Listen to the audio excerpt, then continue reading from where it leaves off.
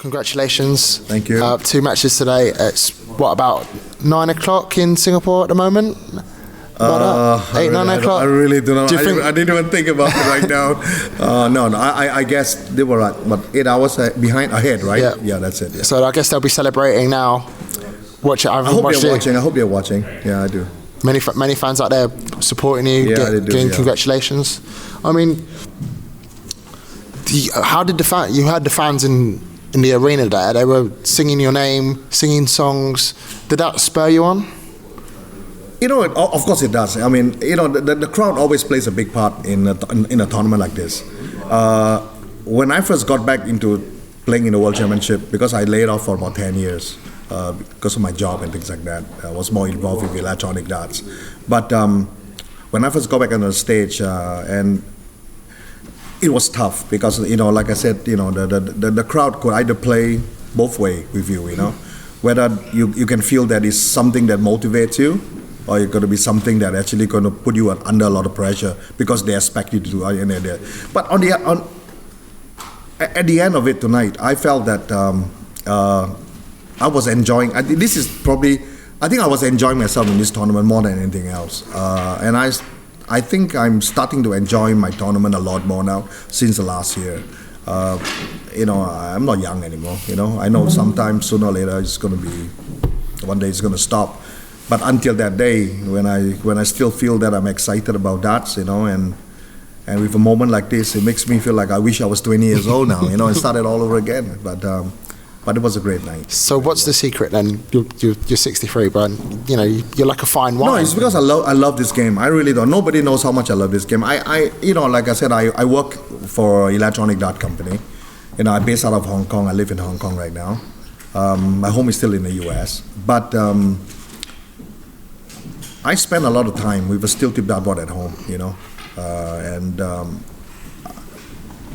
I would play darts when I cannot sleep. Every time I can't sleep, I walk up and I play on the dart. I mean, it helps me. I think again it's motivation, because I believe if I'm going to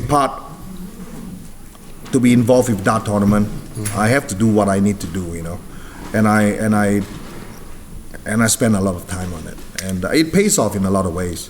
I mean, I've never hit so many 180s before, you know what I'm saying? There's a lot of 180s. I don't know how many I hit tonight, but, you know, 10 tonight?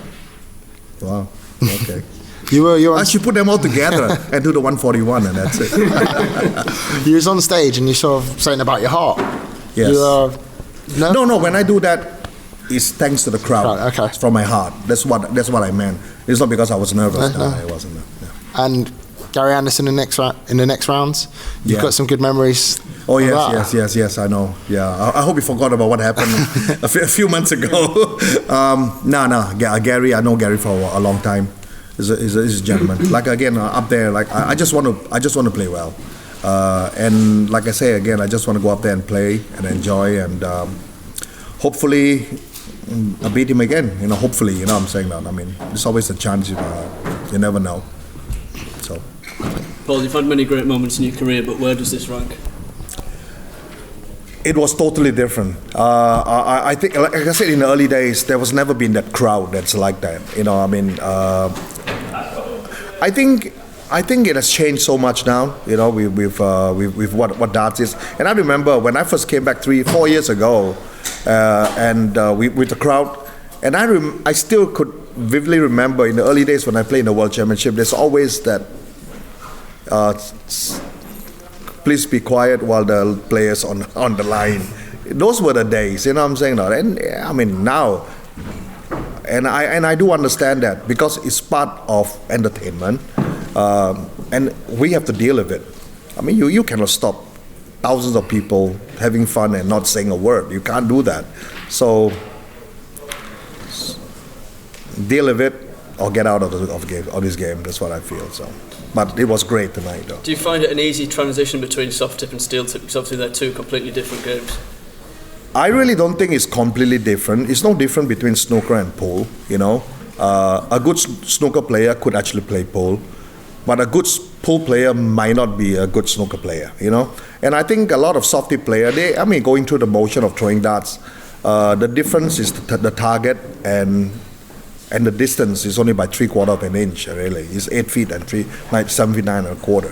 So to me, if a player lets the mindset of saying that it's a different, then it will be a different. But to me, it's still a motion of hand-eye coordination and how strong your heart is and how consistent you are. That's what darts is all about anyway, you know. Just looking ahead to that game against Gary, the crowd are probably going to be on your side again. Are you just going to go out and enjoy it like you did tonight? I would. I mean, I tell you what, yeah, I wish the same crowd would be here on the night I play Gary. But I don't even know when I'm playing right now. But still, all I know I need to do right now is probably go and get prepared. I think I got a few days rest anyway, you know, so see London, have some fish and chips. That'll be okay. Kevin? Yeah. Paul Lim, is this, I mean, you had so many darts matches, but is this your biggest win in your long career? Well, I wouldn't say it was my biggest win, but it definitely is my biggest win in the PDC World Championship. There's no doubt about that. Yeah, I've got to the quarterfinal in the World Championship in Lakeside before. I think that was a year when I did my night out anyway. You know, but the caliber has definitely changed. I mean, as for myself, I know that I need to practice a lot more and get better with the averages, because to keep up with what they have now with the cream of the PDC players, you got to average at least over 90, 97, 98 or 100 over that in order to have a chance anyway. You know, I don't know what my average is, but again, 96 tonight. Well, I wish it was 97, but but still, no, it is. I think that plays a big part in